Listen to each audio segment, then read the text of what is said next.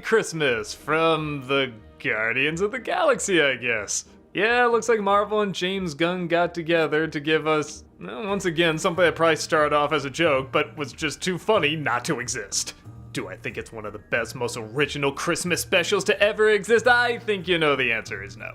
But I don't think that's its intention. Its intention is to give exactly what it's promising, a Guardians of the Galaxy Christmas. I love these movies, I'm looking forward to the third one, but I think it's safe to say the ingredients aren't there to make a holiday classic, but still a pretty enjoyable special.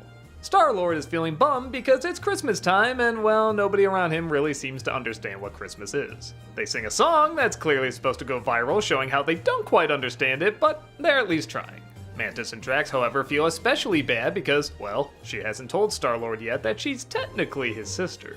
They get the idea that if they give Star-Lord a Merry Christmas, that'll help ease him into the news a little better, and, well, seeing how he always talks about Kevin Bacon movies, they decide to go and kidnap Kevin Bacon. Yep, that's about it. Not much more, but do you really need more? The special's only 44 minutes long, and like I said, delivers what it promises. As much as people on Phase 4, and yeah, I'm not gonna act like it's anything spectacular either, one of the things I really do like is that they are experimenting. Something like Eternals didn't quite work, but something like Loki does. And I kinda dig these little self-contained specials like Werewolf by Night. It shows they are interested in doing something different and working a little bit outside their comfort zone. With that said, the idea is unique, but it plays it pretty safe. This is a special that doesn't feel half but it does feel like it was written quickly. This is a James Gunn production, and he's been a pretty busy boy. Writing, directing, and producing movies and shows and making questionable choices, and this definitely feels like something he was penning in between doing all that stuff.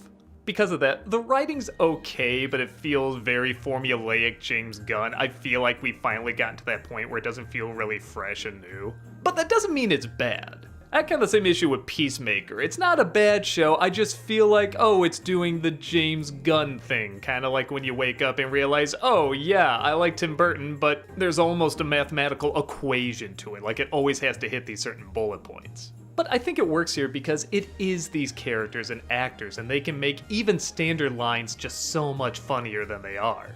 It always feels like they're playfully experimenting on set, or at least playfully experimenting in the editing.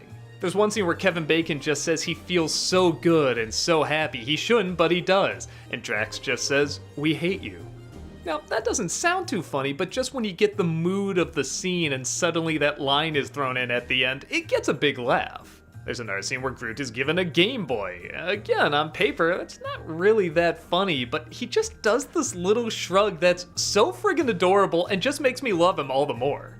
I also feel like Mantis is slowly becoming my favorite Guardian character. I remember liking her okay, but something about this one, seeing how her and Drax really take center stage here, just really cracked me up. I really thought her out of nowhere yelling was gonna get on my nerves or just be too random, but like most of the actors, there's just the sporadic, fun way she delivers these lines that not only makes me laugh, but is somehow believable. Her character is so odd, I would believe she would just randomly say stuff in this strange way. I also like it still has a little bit of an edge. There's one scene where they're of course looking for Kevin Bacon. This one woman gives him a map and she says $40. She hypnotizes her to hand it over for free and then essentially robs her. Yeah, there's a lot of stealing in this movie, and there's even violence to police who are just doing their job. And yeah, that lean towards mean-spiritedness does make it stand out as a Guardians Christmas special. It never quite goes too sappy, or if it does it in a self-aware way that you kinda gotta giggle.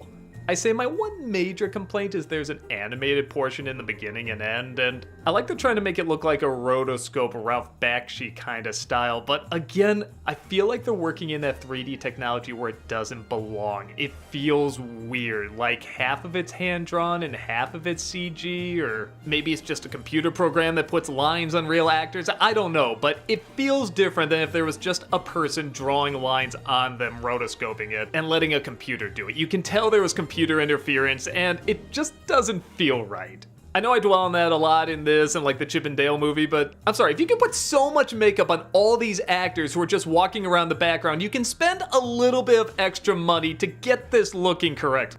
But still, the special's a lot of fun. Not any kind of Christmas masterpiece, but again, it's a little 44-minute special that runs on Disney Plus with Marvel characters who shouldn't be given a Christmas special. That's why it works, but that's also why I don't think we're gonna see it as any great special that we watch years from now. But maybe I'm wrong, maybe decades from now people will still be putting this on and celebrating it and talking about all the various ways it works. So what do you think? Do you think it came through and it's even better than you thought it was gonna be? Or do you feel like it totally missed the point and it wasn't good at all and Marvel should just stop? Or do you think it delivered exactly what it was saying it was gonna deliver and nothing more? Let me know your thoughts, and until then, have a phenomenal holiday and enjoy decorating your Groot. Merry Christmas, everyone.